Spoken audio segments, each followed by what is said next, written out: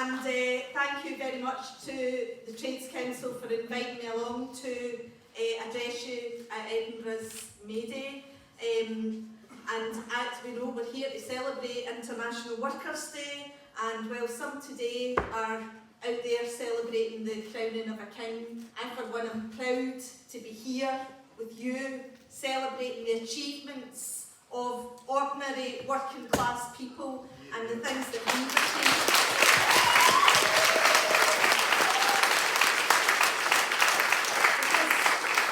It's our people that went out and fought and won the shorter working week. It's our people that went out and created the weekend for workers. It's our people that won paid holidays for workers. And it's our people that are still out there fighting back against an unequal and an unjust society. And we will not stop.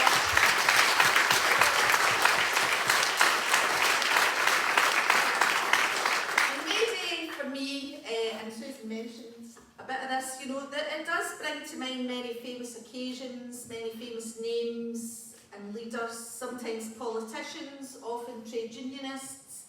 But this May Day, what I want to celebrate are the real leaders of our movement.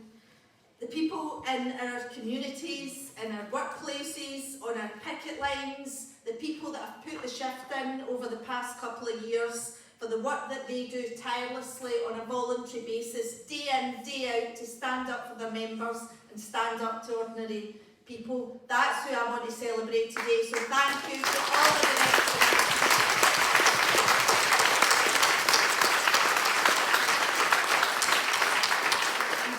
of the members that have taken action. In the pandemic, the government, the media, they all hailed our key workers as heroes, and for once they were right. And I want to pay tribute to every single worker across Scotland, whether they're a key worker or not, who has stood up and taken strike action or voted to take strike action over the past year, because they are our superheroes.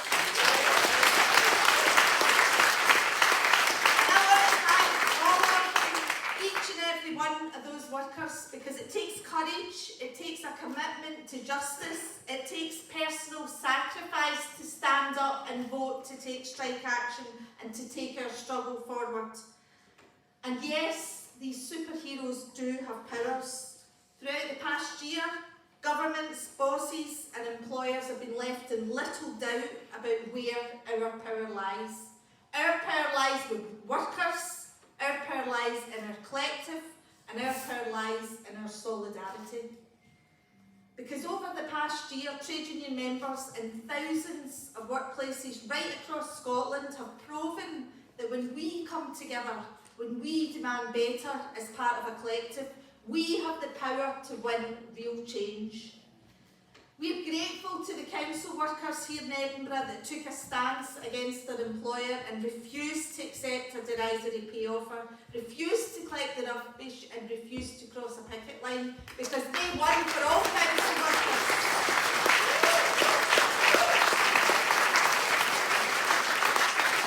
We're grateful to all of the teachers across Edinburgh and the Lothians who stood outside their schools demanding better pay in a long and bitter dispute that eventually got the win that they needed. We're grateful to the rail workers and the telecoms workers and the postal workers who pushed back against bullying employers and stood strong, and to the civil servants that are still fighting for a decent pay offer. Solidarity for all of them.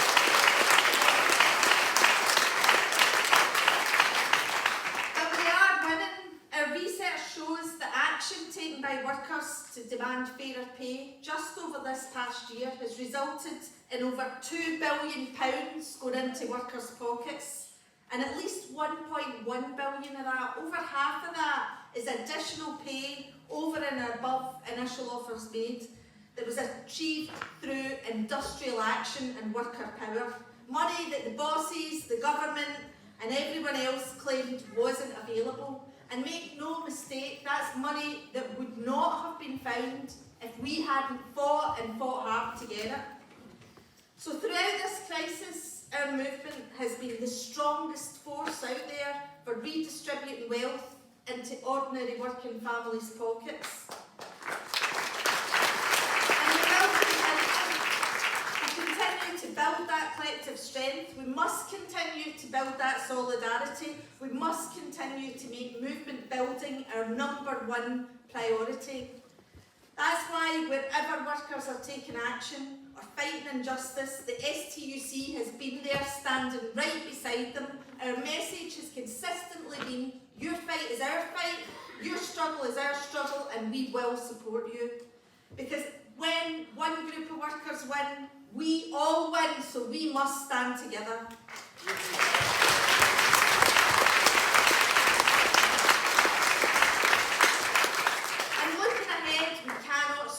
It's absolutely crucial that we make our mantra now, no worker left behind. No worker left behind. Because yes, we've had victories, but we need every single worker to make progress. So we have to keep putting resources into organising the unorganised workplaces. We have to throw every ounce of solidarity we have behind comrades who are still fighting for a just pay settlement over this past year. With inflation remaining high, we must remain committed to the struggle that we've embarked on. We didn't ask for this fight. We didn't ask to get into this fight with governments, but now that we're in it, we have to win it. So let's no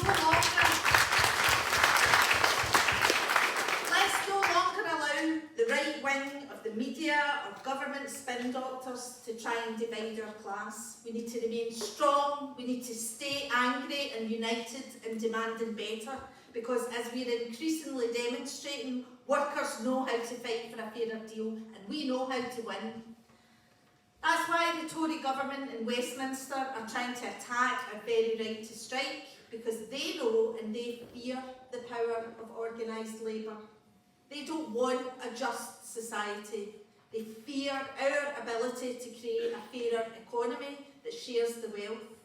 They try to play their old tricks, but the veil is slipping from ordinary people's eyes. We're seeing through their spin. We're not going to fall for the divide and rule tactics any longer. The working class need to be ready now to kick them out of power at the next UK general election.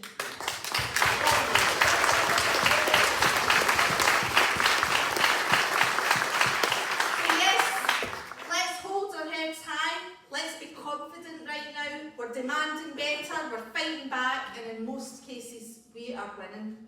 But the far right are also organising right now because they know that this cost of living crisis is becoming increasingly severe. Mistrust in mainstream politics is growing, and that is a very dangerous situation for our society.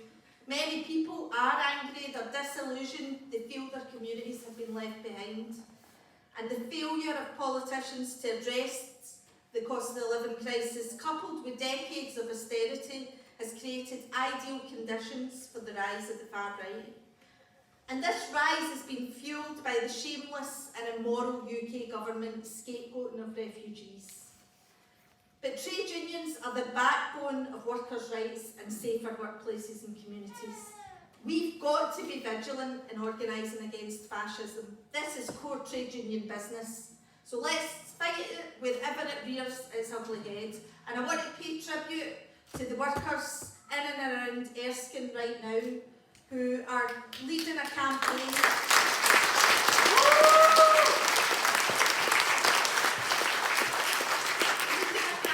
To stand up to the hatred and the lies and the fear that has been provoked by far-right agitators on their doorstep.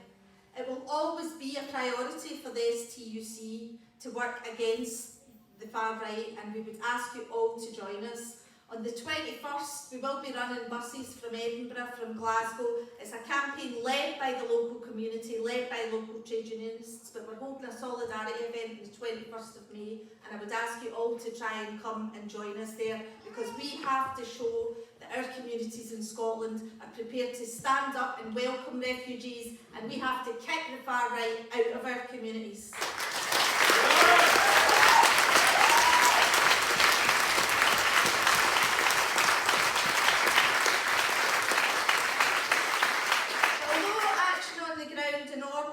workers themselves organising at community and workplace level have been absolutely crucial. We make no apologies for also demanding a shift from rhetoric to real and urgent action from the Scottish Government.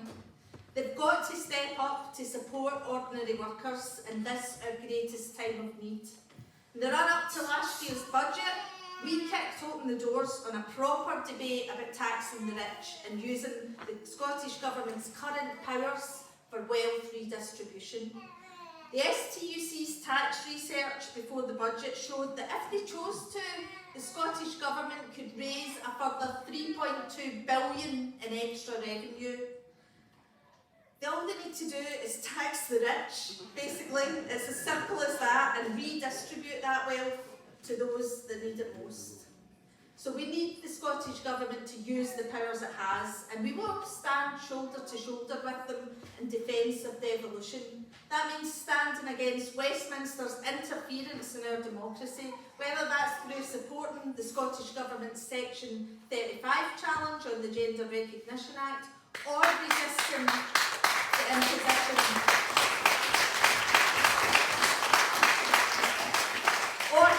the imposition of the UK Government's anti-strike bill on Scottish public services. It was good to see the Lords voting that out. But we also know that talk is cheap and people's patience is running out, and there does come a point where only real deeds and real delivery by Scottish Government for the people on the ground is going to be welcomed at the ballot box. It's often when times have been at their worst that our movement steps up and is at its best. And in my view, what we're seeing right now in these times is a reawakening of the working class and a rediscovery of collective worker power, and we need to keep up that fight back. Because one thing is clear, how we respond to today's economic challenges will determine the course of economic policy for generations to come. So let's dig in, let's hold our heads up high. We will make no apologies for our fight back. We will ensure that every single worker who's standing up for pay justice and for a fairer economy gets the support they need from the whole of our labour movement. Because we are the voice of Scotland's workers, we are demanding better. Trade unions are the workers' collective that delivers real change, and solidarity is our superpower. Thank you. Happy birthday.